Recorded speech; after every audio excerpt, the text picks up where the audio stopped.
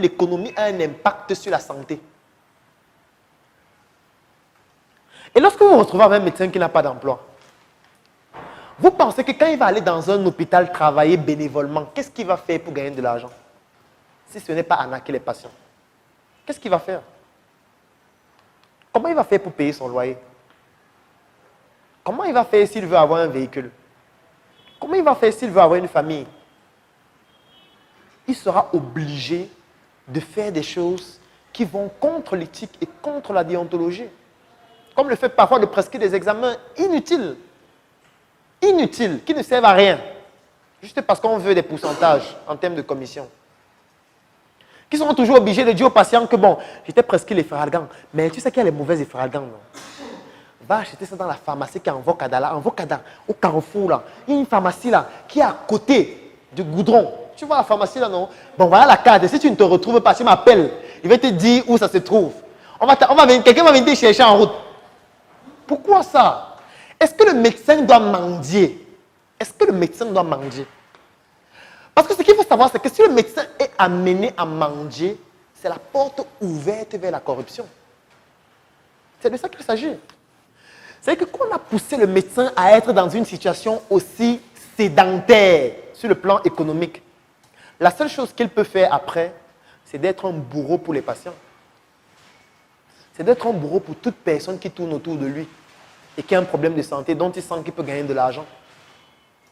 Ce n'est pas ce type de médecin qu'on veut pour notre pays. Et c'est aussi ça qu'on prône tout au long de cette formation. Ça veut dire qu'il faut être capable de comprendre qu'on peut faire autrement. On peut gagner de l'argent dans la santé dignement, en respectant l'éthique et la déontologie. C'est possible de le faire. Il faut juste avoir les méthodes et les moyens, en utilisant bien évidemment les nouvelles technologies qui sont disponibles et qui sont faciles d'accès, pour pouvoir le faire. C'est aussi ça que moi je veux prôner avec cette formation. Pour qu'on ne se retrouve plus dans un cadre où on peut mépriser le médecin parce qu'il n'a rien, parce qu'on sait qu'il n'a rien. Qu'est-ce qui explique le phénomène que les gens arrivent à l'hôpital et bastonnent les médecins? Qu'est-ce qui explique ça? Vous avez certainement suivi, que ce soit à l'hôpital des Foulanes où on a bastonné un médecin jusqu'à lui fracturer des côtes. Ou encore à l'hôpital central où ça s'est produit dernièrement. C'est parce que le médecin est devenu tellement indigent que les gens se rendent compte qu'il peut faire n'importe quoi au médecin. Quand il dit le médecin, c'est encore pire pour l'infirmier. Quand ton patient qui vient à l'hôpital te voir, en venant à l'hôpital, il est dans son véhicule, il te voit aller à pied pour aller à l'hôpital, avec la sueur partout. Il te dit, docteur, s'il te plaît, est-ce que tu vas à l'hôpital? Il dit oui. Entre dans la voiture et t'accompagne à l'hôpital. Vous entrez dans la voiture, vous fermez, il allume le climatiseur. Il vous conduit. Il vous donne un petit jus à boire. Vous buvez. Vous arrivez à l'hôpital, il gare. Vous sortez. Vous partez vous asseoir au bureau et c'est lui le patient. Il va vous respecter comment? Comment?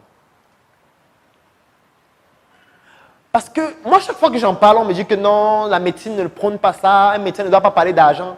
Mais comment on peut dire qu'un médecin ne doit pas parler d'argent? Comment on peut dire ça? Après, je vais avoir votre point de vue, parce que peut-être moi je me trompe. Mais moi, je pense qu'un médecin doit avoir des conditions de vie adéquates pour ne pas se retrouver dans une certaine condescendance vis-à-vis des autres. Ce n'est pas pour rien que dans la plupart des pays normaux, les médecins ont un traitement de faveur.